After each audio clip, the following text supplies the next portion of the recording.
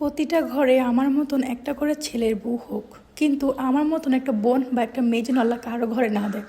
সেই সকালবেলা আমার বোনে চলে গেছে হসপিটালে, বাট আমি এখনও যাইতে পারিনি। এখন বাজে বিকাল 5টা। বিশেষ করে মনটা আমার ছটপট করতেছে, আমার চিল্লায় কান্দন হইতেছে যে আমি কেন গেলাম না। আর একজন বাড়ির বউ হয়ে আমি কেন গেলাম না সেটা তোমাদের নাই বললাম, সেটা তোমরা অবশ্যই বুঝতে পারবা। এখন আমি সমস্ত কাজ টাজ রান্নাবাড়ি বিকালে তরকারি টরকারি গরম করে এখন রেডি হয়ে যাচ্ছি, যাবো বোনের ওখানে। তো আমি তো সকালবেলা 10টা বাজে চলে গেছে, আর দিনটা হচ্ছে 14 তারিখ শুক্রবার। তো যাই হোক, আলহামদুলিল্লাহ আমাদের পরিবার নতুন একটা সদস্য এসে পড়েছে। আলহামদুলিল্লাহ, তোমরা ওদের অনেক অনেক দোয়া করো। আর দেখো আমি আগেতে কতটা পরিমাণে শুকিয়ে গেছি। তো রেডি হয়ে গেছি, আর এই যে আমি যখন বের হয়েছি বাসা থেকে তখনই ফোন এসে বলছে যে নাদিয়াকে নাকি ওটি রুমে নিয়ে গেছে। বিশ্বাস করে যখন এই কথাটা শুনছি আমার বুক ফাইটা কান্না এসে যে আমি বুঝি আমার বোনটাকে দেখতে পারলাম না, ওকে সিজার রুমে নিয়ে গেছে। প্রচণ্ড খারাপ লাগতেছে। আর আমি এখন মনে মনে শুধু রিস্কালারগুলো বকা দিতেছি, কারণ আমি যে জ্যামের মধ্যে বসে আছি, একটু যাই তো জ্যাম, একটু যাই তো জ্যাম। আর আমি বাসাতে বেরিয়েছি, জ্যাম পাবো না সেটা তো কখনো হয় না। আর যেহেতু দিনটা ছিল শুক্রবার, শুক্রবার একটু জ্যাম বেশি থাকে। অনেক কষ্ট করে আমি প্রায় 1 ঘন্টা রাস্তা পার করছি, যেখানে কিনা 20 থেকে 25 মিনিটের রাস্তা, সেখানে আমি 1 ঘন্টা আইছি।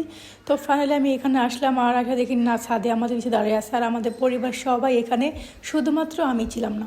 বললাম না, আমার মতন ছেলের বউ প্রতিটা ঘরে দে, তবে আমার মতন বোন যেন কারো ঘরে না দেয় আল্লাহ।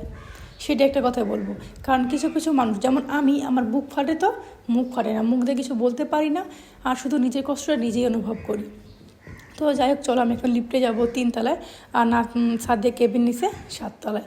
এই তো আমি একটুখানি কপালটা ভালো যে বোনকে এখন সিজারের রুমে নিয়ে যাবো, তো বোন ওখানে চলে যাবো। তো যাই হোক, আমার বোনের জন্য তোমরা অনেক অনেক দোয়া করো। আল্লাহ, আমার বোনটা যে কত পরিমাণে কষ্ট করছে এই যে বেবিটাকে পৃথিবীতে আনতে, মানে সিজার করতে। আর সিজারের কষ্ট তো যেসব আপুরা সিজার করে সে তারা জানি। আর এখানে প্রত্যেকটা মানুষের মুখে একটা মানে হাসি নাই, প্লাস হচ্ছে একটু শান্তিও নাই, কারণ প্রত্যেকটা মানুষের অনেক অনেক চিন্তা। এখানে সবাই ছিল, সবাই। আর আমরা তো শুধু ওয়েট করতেছি। আর আমরা আমরা কিন্তু জানতাম না এই মুহূর্তে আমাদের ছেলে হইব না মেয়ে হইব, মানে আমার বোনের। তো শুধু ওয়েট করতেছে। আর দেখো আমার আব্বু আম্মু, নাদের শ্বশুর শাশুড়ি, ননদ, হাজবেন্ড, সবার একেবারে মুখটা শুকায় একটু হয়ে গেছে।